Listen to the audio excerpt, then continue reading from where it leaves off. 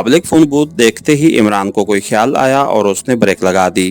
Car रोककर वो उतर आया और बूथ में दाखिल हो गया। उसने मशीन में सिक्का डालकर हुक से रिसीवर उतारा और सर सुल्तान के ऑफिस के नंबर मिलाने लगा। हेलो, सुल्तान स्पीकिंग। सिलसिला मिलने पर सर सुल्तान की आवाज़ सुनाई दी। इमरान बोल रहा हूँ जनाब, इमरान ने तेज़ी से कहा। डॉक्टर नासिर अपनी लेबॉर्ट्री चले गए हैं? नहीं, सर सुल्तान की आवाज़ आई। उनकी तबीयत कुछ ठीक नहीं है, इसलिए उन्होंने आज लेबॉर्ट्री न जाने का इरादा कर दिया है।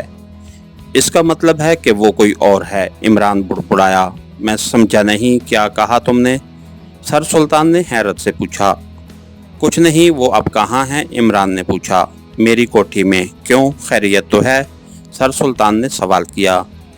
जी हाँ, बस यही मालूम करना था, इमरान ने कहा और खुदा हाफिज कहकर रिसीवर हुक से लटका दिया। फिर वो बूथ से निकला और अपनी कार में आ बैठा। एक दो लम्हों बाद उसकी कार डॉक्टर नासिर की लेबॉर्ट्री की तरफ दौड़ रही थी। 2 मिनट ही गुजरे थे कि उसकी वॉच पर सिग्नल मौसूल हुआ। उसने वॉच ट्रांसमीटर पर नज़र डाली और एक हाथ से स्टीयरिंग पकड़ते हुए दूसरे हाथ से ट्रांसमीटर वॉच का विंडराड बाहर खींच दिया।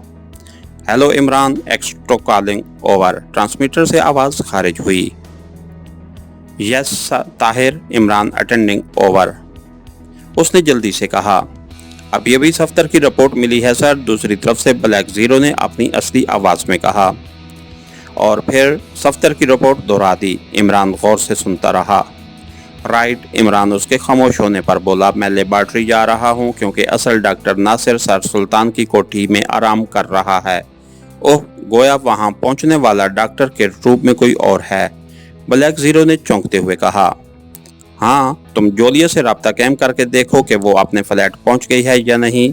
मुझे अंदेशा है कि मुझ पर फायरिंग करने वालों ने उसे अगवा न कर दिया हो, क्योंकि वो मुझसे 2 मिनट पहले होटल से बाहर गई थी। बहुत बेहतर, मैं अभी मालूम करता हूँ, ब्लैक ज़ीरो बोला। आपके ख्याल में डॉक्टर नासिर के रूप को इख्तियार करने वाला कौन हो सकता है? यार, मैं नजूमी तो नहीं हूँ, इमरान ने मुंह बनाकर कहा। सॉरी सर, ब्लैक ज़ीरो की आवाज़ आई। बाज़ औक़ात तुम ऐसे बेतुके सवाल कर जाते हो जिनसे तुम एक्स2 की बजाय एक्स2 की बजाय एक्स23 मालूम होने लगते हो। मैं सोच रहा हूँ क्यों, ब्लैक ज़ीरो ने हंस कर कहा और ट्रांसमीटर ऑफ कर दिया। 2-3 मिनट बाद वो लेबॉर्ट्री के करीब पहुंच गया। लेबॉर्ट्री के बिलमुकाबिल एक कोठी के बाहर लोग जमा थे। पुलिस वाले भी नजर आ रहे थे जो उस कोठी के गेट पर होने वाले धमाके की तहकीक करने आए थे। उनमें कैप्टन फयाज भी मौजूद था। इमरान मेकअप के बगैर था और जानता था कि फयाज ने उसे देख लिया तो वक्त ज़ाया करेगा। चुनांचे उसने कार काफ़ी पीछे रोक ली और जेब से रेडीमेड मेकअप निकालकर चेहरे पर लगा लिया। इस मेकअप में फयाज उसे नहीं पहचान सकता था। वो कार से उतरा और वापस चल दिया। चंद गज के फासले पर एक गली थी जो लेबॉर्ट्री के अकब से गुजरने वाली गली से जा मिलती थी।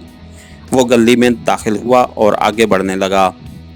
उस गली में चंद कदम के फासले पर एक कार खड़ी थी। कार खाली थी। इमरान कार के पास से गुजरकर उस गली की नुक्कड़ पर जा पहुंचा जो लेबॉर्ट्री के अकब से गुजरती थी।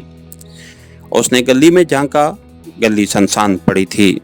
वो गली में दाखिल हुआ और आगे बढ़ने लगा। लेबॉर्ट्री की इमारत से आगे एक कोठी के कंपाउंड की दीवार थी। वो दीवार के पास पहुंचा और दीवार पर चढ़ने लगा। दीवार ज्यादा बुलंद न थी। वो दीवार पर चढ़ा और दूसरी जानिब उतर गया।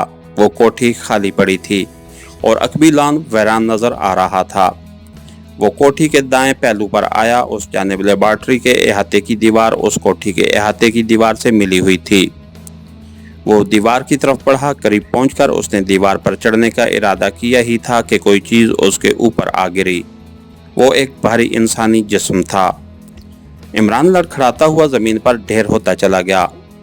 वो जिस्म फौरन उछलकर खड़ा हुआ और उसने इमारत के अकब की जानिब दौड़ लगा दी। इमरान संभला और उसने उस आदमी की तरफ देखा जो लेबॉर्ट्री की दीवार से उस पर आ गिरा था। दूसरे ही लम्हे वो तेज़ी से उठा और उस आदमी के पीछे दौड़ता चला गया। इसके साथ ही हमारी आज के एपिसोड का इख्तिताम हुआ। कहानीकार चैनल को लाइक कीजिए, सब्सक्राइब कीजिए और बेल आइकन को प्रेस कर दीजिए ताकि हर आने वाली नई वीडियो आप तक बर वक्त पहुँच सके। शुक्रिया।